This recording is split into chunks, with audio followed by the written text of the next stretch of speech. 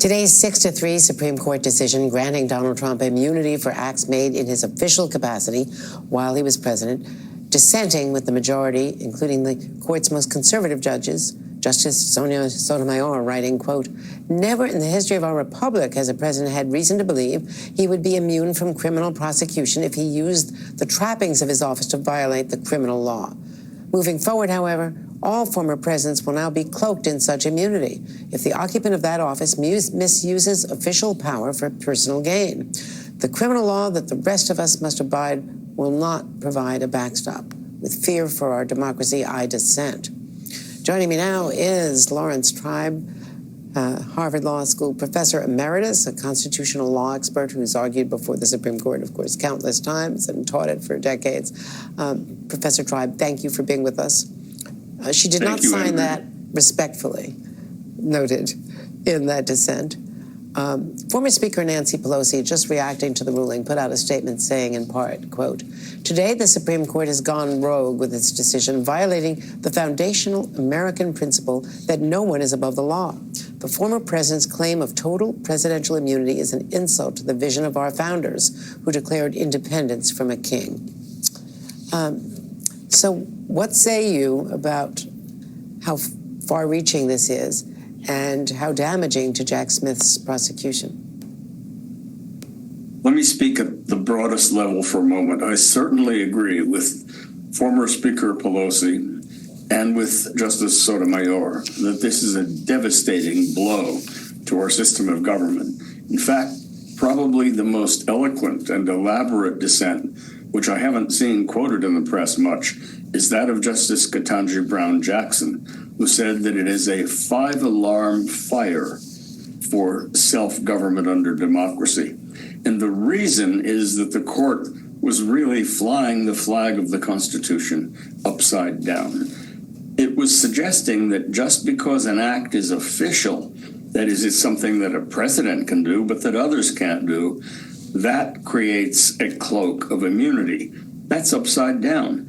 It is worse to use the cloak of presidential authority to commit ordinary crimes for which the rest of us would go to jail than it is to do things that are purely personal. So the sliver that has been left to Jack Smith, that is taking the threads of this indictment and in a hearing before Judge Chutkan trying to show which ones, like contacts with Rudy Giuliani or certain discussions with state officials, which ones are purely private, that's really a fig leaf. It is simply a way for the court to tap itself on the shoulder and say, we're not granting absolute immunity.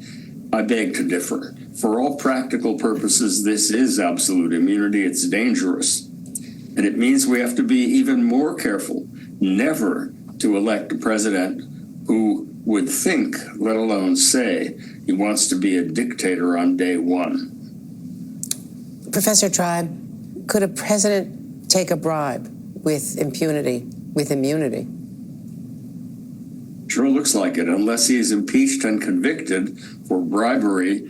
The fact that the bribe is for the exercise of one of his core powers, like a pardon, creates a cloud that might make the president immune. The difficulty is, as Andrew Weissman and as Marcus have carefully elaborated, not only are these acts immune, but the court held by another majority, 5-4, not 6-3, over the partial dissent of Justice Barrett, who was establishing a degree of independence.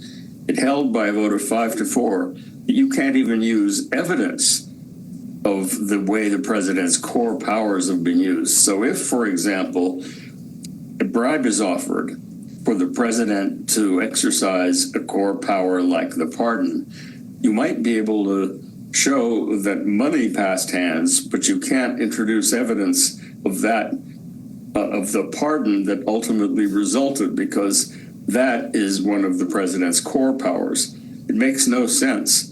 And the two dissents, one by Justice Sotomayor and one by Justice Jackson, really ripped to shred the threadbare, I'm afraid to say almost sophomoric and foolish arguments by the Chief Justice of the United States, fantasizing that even though all presidents in our past have assumed that they would be subject to criminal prosecution, even for misconduct that was a crime in interacting with their own Justice Department. After all, that's what Nixon did, and that's why he needed a pardon. Even though all presidents have assumed that, and it hasn't crippled the presidency, maybe presidents would be too cautious unless they were granted this new and unprecedented immunity.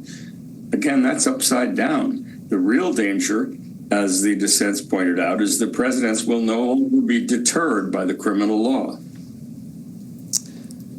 Lawrence Pribe, Professor, it's indeed a frightening scenario that you're outlining there. Thank you very much, sir. Thanks for joining us. Thank you, Andrea.